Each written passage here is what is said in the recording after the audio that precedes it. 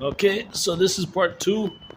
So I took the battery out of the case there. This is the serial number of the battery. This is the bottom of the battery. And as you can see, if you take a look at that top middle, no, this is one, two, three. If you take a look at two, you can see very clear damage. Right? If you compare it to one and three, number two is actually extremely damaged.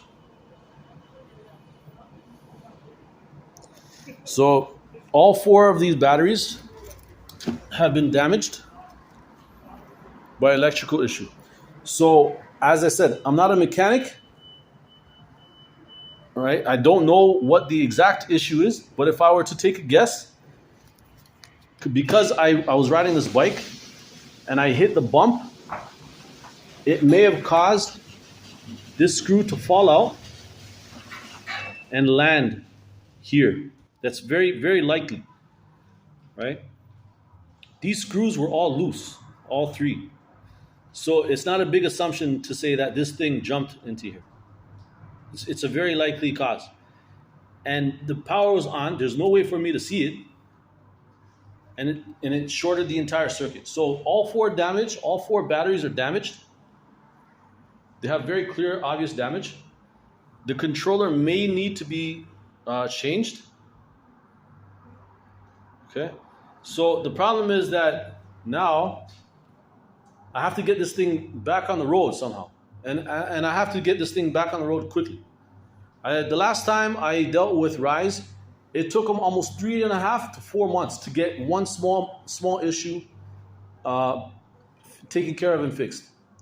The last time they sent me one battery that was defective. They sent me the second one that was missing a faceplate and a knob.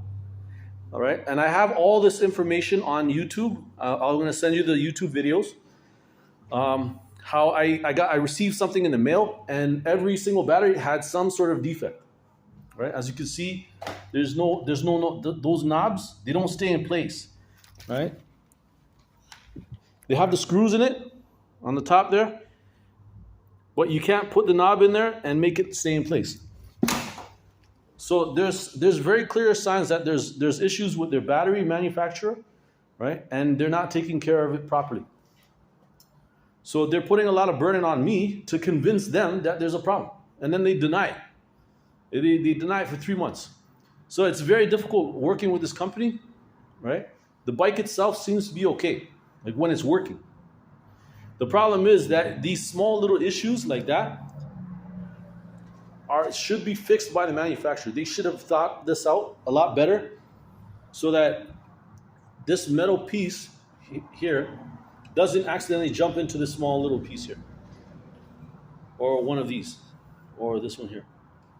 Right? So they should come up with an idea as to protect it